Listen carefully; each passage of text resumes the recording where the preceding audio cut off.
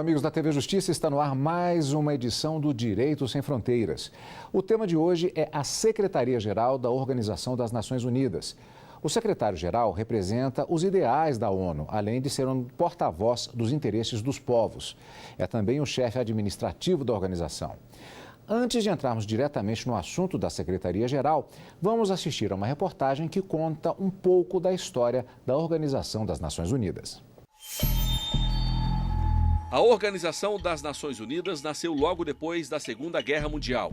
Foi inaugurada no dia 24 de outubro de 1945. Naquele momento, as nações necessitavam de um órgão intergovernamental que assegurasse a paz no mundo, impedisse uma terceira guerra mundial. Não só isso, que também impulsionasse o crescimento econômico e propagasse a obediência aos direitos humanos e ainda o progresso social, sem dar as costas à proteção do meio ambiente.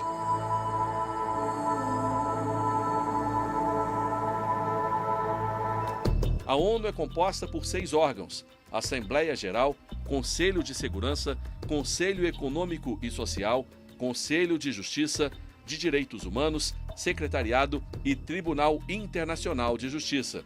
Além desses, há os órgãos complementares: Organização Mundial da Saúde, Programa Alimentar Mundial e Fundo das Nações Unidas para a Infância.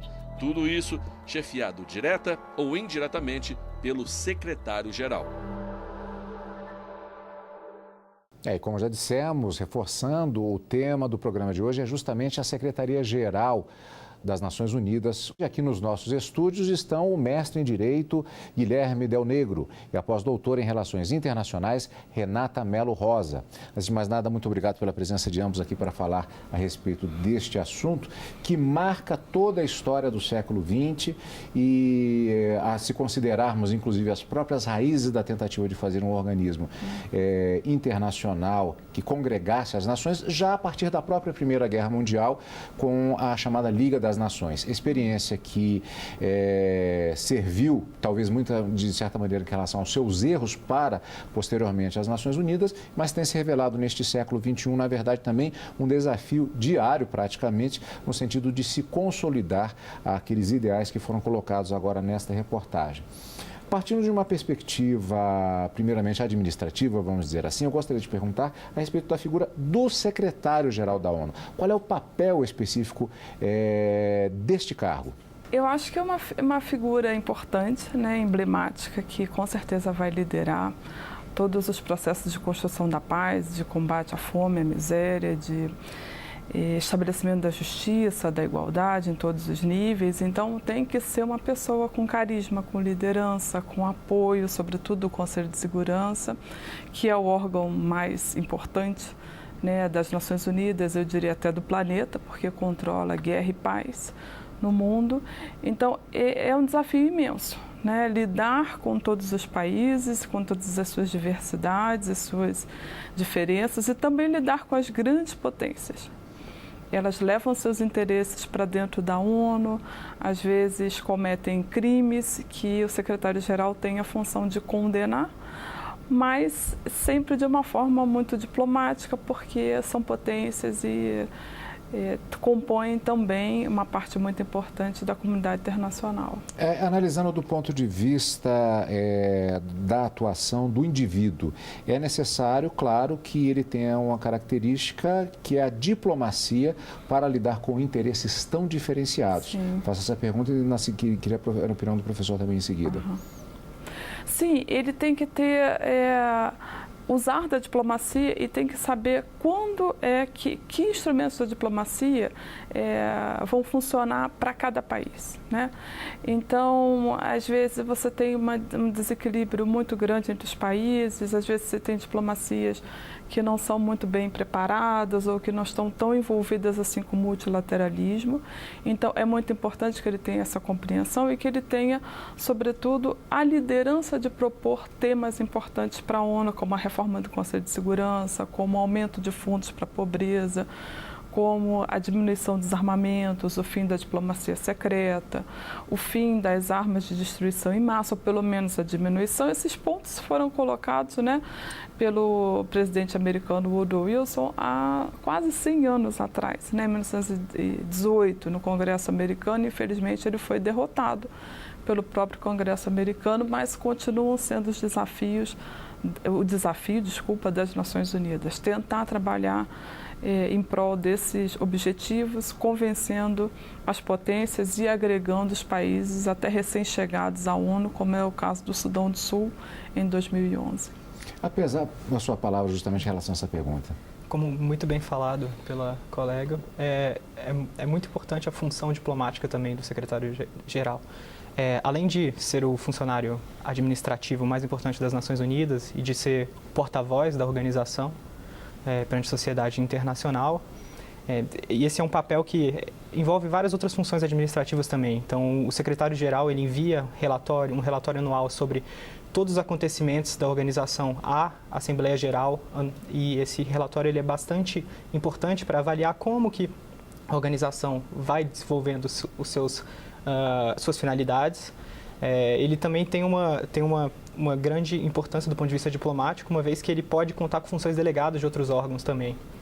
Então, como por exemplo, a intervenção, provavelmente a primeira grande intervenção das Nações Unidas, que contou com um plano especificamente organizado pela organização, a intervenção do Suez, ela foi delegada a sua organização ao secretário-geral. Então ele conta com esse papel também. Ele pode contar com a autorização de outros órgãos da própria Nações Unidas, e do ponto de vista diplomático, a função também foi pensada como um grande mediador mundial. Então, o Franklin Delano Roosevelt, nas tratativas que levariam à criação das Nações Unidas, que a primeira vez que se falou na questão da criação de uma organização internacional foi com a Declaração de Moscou, apesar de já haverem algumas negociações anteriores entre os aliados, ele já deixava explícito isso, essa questão de que quem virá a liderar essa organização deve ter uma função de um mediador, prestando bons ofícios aos vários países da comunidade internacional, como ele o fez, por exemplo, no caso do conflito com as Malvinas. O secretário-geral ele prestou bons ofícios à Inglaterra e à Argentina, e ele deve ter essas capacidades de liderança, essas capacidades, também essa sensibilidade política, afinal, trata-se de questões que são muito relevantes, têm um peso político muito notável. Eu gostaria de esmiuçar ao longo do programa alguns detalhes a respeito justamente dessas funções e destes desafios, mas antes, como é escolhido o secretário-geral das Nações Unidas? O tema da seleção do secretário-geral, ou da eleição do secretário-geral, as duas terminologias são usadas, ela é um tema bastante complexo porque a Carta das Nações Unidas ela dá indicações muito pequenas, são indicações curtas. O artigo 97 da Carta, que ele fala sobre a seleção do secretário-geral, ele fala que ele deve ser indicado pela Assembleia Geral por recomendação do Conselho de Segurança. E a Carta se limita a dizer isso. Então, as primeiras questões que foram trazidas para se tentar esmiuçar como seria esse procedimento, já foi na primeira sessão da Assembleia Geral, em 1946, uma resolução número 11, ela trouxe os primeiros caminhos para a seleção do secretário-geral, como, por exemplo, a questão do mandato, que hoje se mantém, que ele é eleito para um período de 5 anos, que houve pequenas exceções históricas, que foram em momentos em que houve uma grande instabilidade internacional, que foi na questão da reeleição do primeiro secretário-geral do Tocqueville. Quando não se conseguiu chegar a um consenso, a própria Assembleia Geral ela estendeu o mandato dele não por um período de 5 anos, mas por 3 anos, de uma forma assim, provisória. Mas nos outros supostos, ele foi mantido esse mandato de 5 anos. A outra questão também é que a eleição seria secreta e que o Conselho de Segurança indicaria somente um candidato à Assembleia Geral. Houve reformas, algumas reformas bastante importantes no processo de seleção desde a década de 80, em que se aproximou do modelo atual. O modelo atual, ele está cada vez mais aberto. A última eleição teve várias inovações agora nessa eleição do novo secretário-geral que assumirá no próximo ano, o Antônio Guterres, do ponto de vista da publicidade, porque o secretário-geral ele pode ser questionado pela sociedade civil, ele trouxe um plano, uma visão do como será o seu mandato. Mas esse procedimento agora que se faz é um procedimento que são consultados formalmente por um modelo que é um modelo de enquetes. Então, os nomes dos candidatos, os candidatos são indicados pelos Estados-membros, eles estão incluídos em uma lista e essas listas são distribuídas a todos os Estados-membros do Conselho de Segurança. E eles dizem se eles aprovam aquela candidatura, desaprovam aquela candidatura ou se não põem qualquer tipo de manifestação.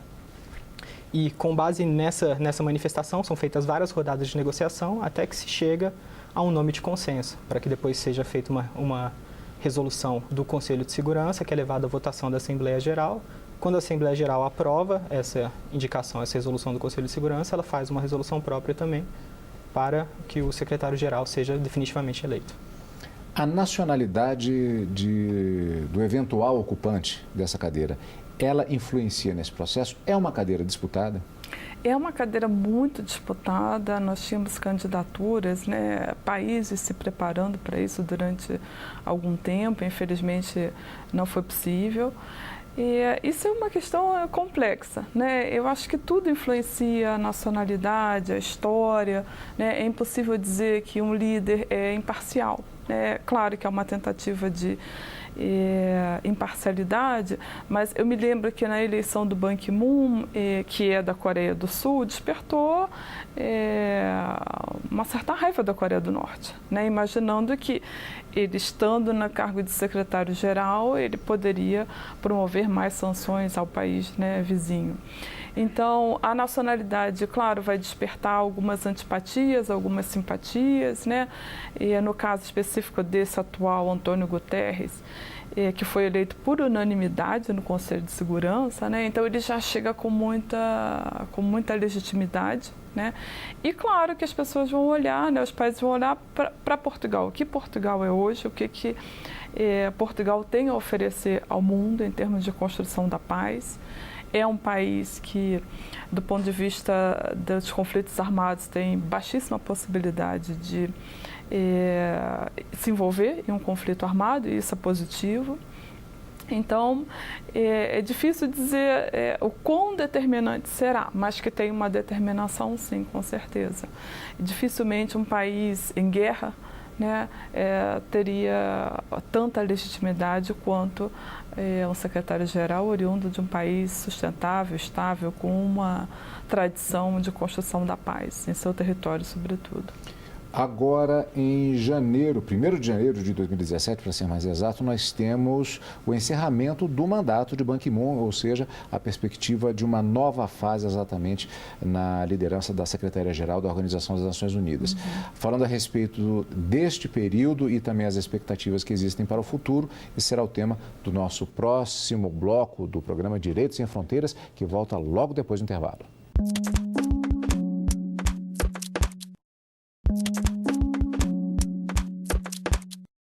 Estamos de volta com o Direitos Sem Fronteiras e hoje o assunto é a Secretaria-Geral da Organização das Nações Unidas. E estamos falando particularmente a respeito do secretário-geral das Nações Unidas, que, como dissemos no final do primeiro bloco, o atual secretário, Ban Ki-moon, ele encerra o seu período de mandato no dia 1º de janeiro.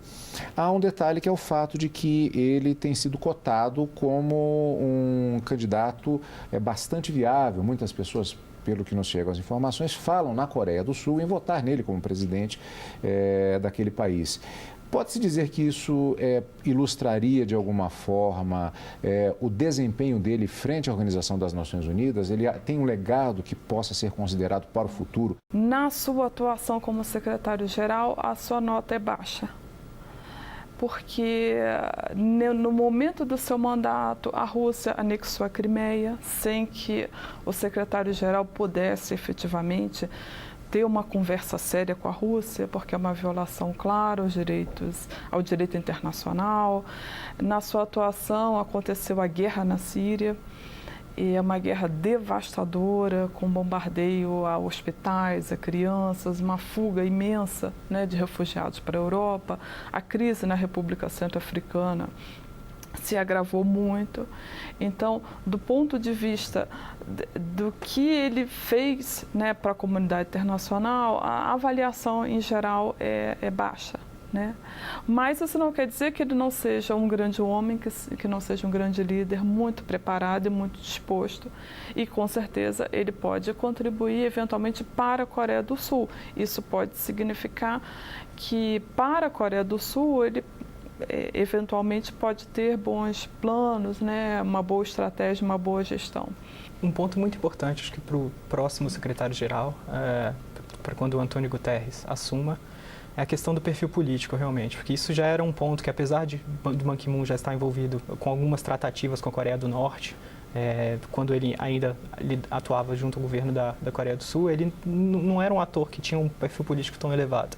E espera-se que o Antônio Guterres tenha essa capacidade de articulação maior que do Ban Ki-moon. Eu acho que algo que fica colocado da gestão dele e que se põe como um desafio, mas também como uma oportunidade para a próxima gestão, é a questão do reforço institucional das Nações Unidas para poder lidar com esse tipo de situações. De fato, a diplomacia internacional, boa parte das negociações, as possibilidades de sucesso às vezes são limitadas por causa de interesses de determinados atores, mas o fato de a estrutura das Nações Unidas não contar com um suporte adequado por exemplo, para a questão das operações humanitárias, gera um problema. E essa questão ela foi vista pelo secretário-geral que ainda está atuando, pelo Ban Ki-moon.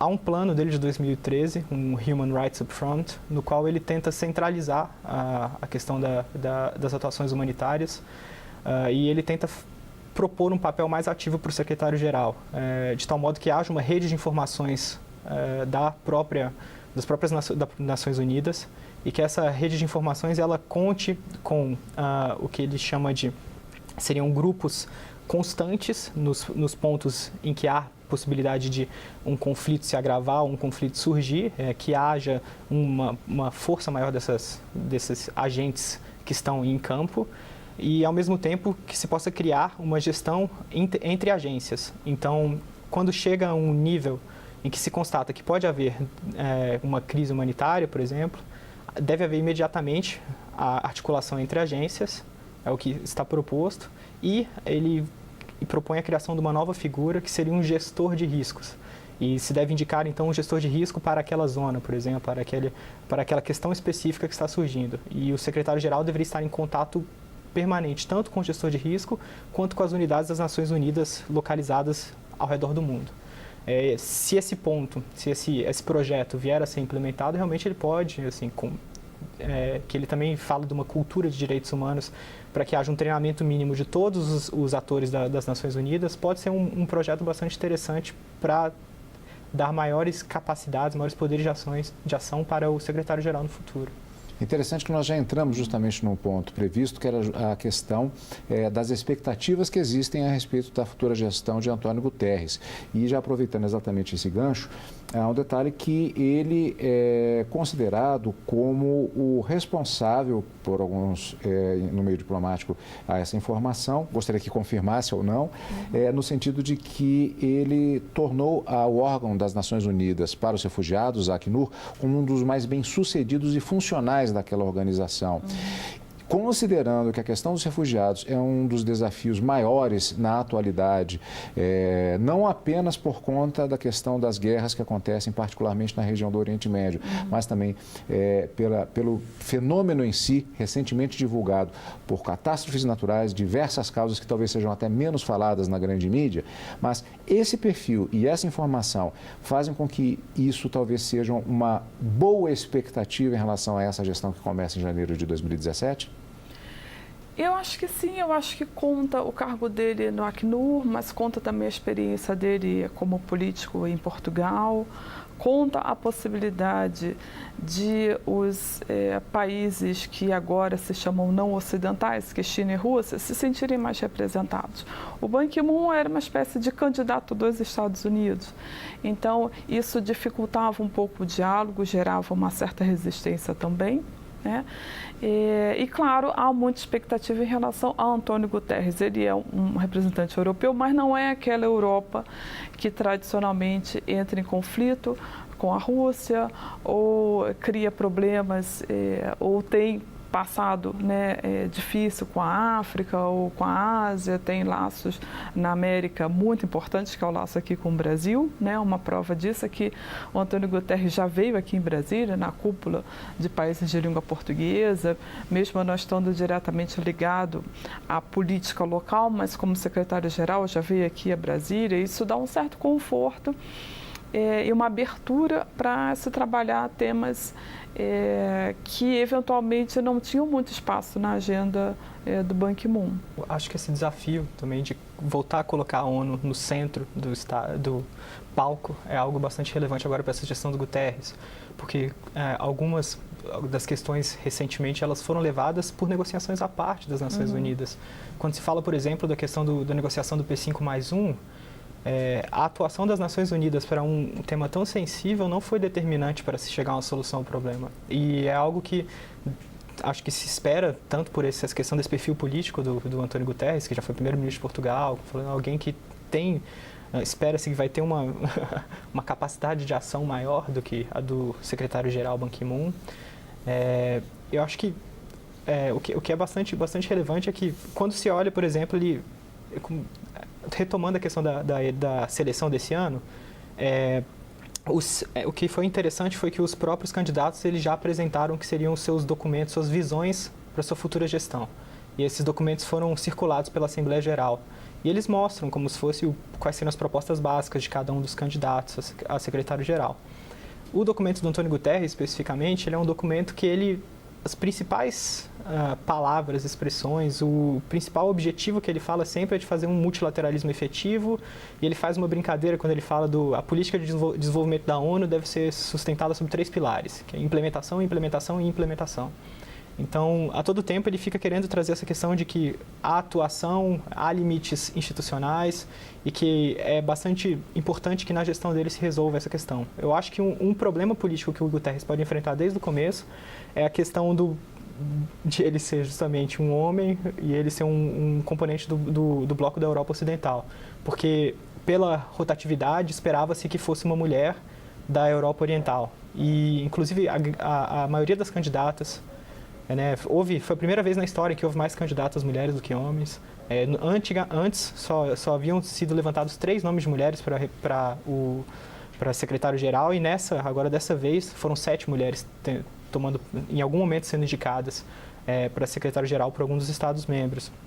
E ele tenta falar que ele vai implementar políticas também de igualdade de gênero nas Nações Unidas. Eu acho que esse vai ser um tema muito sensível, porque os secretários anteriores, eles indicaram a vice, quem era vice-secretária-geral, pela primeira vez eles indicaram também mulheres, tanto o Kofi Annan quanto o Ban Ki-moon. Suas indicações iniciais foram mulheres, mas isso não parece algo suficiente. Ele tem de dar um papel predominante para as mulheres das Nações Unidas, que é uma questão que vai ficar bastante sensível, porque foi um tema muito, muito, muito crítico na escolha dele. O fato de Antônio Guterres ser exatamente de um país de língua portuguesa e ter algum contato com o Brasil, se isso cria alguma expectativa no desenvolvimento da diplomacia brasileira em relação ao mundo, ou especificamente em relação à ONU? Olha, é uma pergunta difícil, porque o secretário-geral influencia pouco na escolha dos membros que compõem o Conselho de Segurança. Bom, os permanentes estão lá há 70 anos, E existe, sim, um grupo para repensar o Conselho de Segurança, para propor reformas, mas o secretário-geral recebe essas reformas e as submete aos membros permanentes do Conselho de Segurança. Então, é claro que há uma simpatia, há uma sinergia total entre o Guterres e o Brasil, até entre os intelectuais que trabalham com a paz, os intelectuais que conhecem o Guterres, brasileiros e portugueses, mas a reforma da ONU, cadeira no Conselho de Segurança, é uma outra discussão. Bom, o nosso tempo já se esgotou, infelizmente. Eu agradeço mais uma vez a ambos pela presença aqui nos estúdios da TV Justiça. Nós conversamos com o mestre em Direito Guilherme Del Negro e a pós-doutora em Relações Internacionais, Renata Melo Rosa, falando a respeito do tema da semana, que foi a Secretaria-Geral das Nações Unidas. E para assistir a este e a outros programas da TV Justiça, a qualquer momento, acesse tvjustiça.jus.br. O nosso e-mail, direitosemfronteiras@stf.jus.br. Continue com a gente.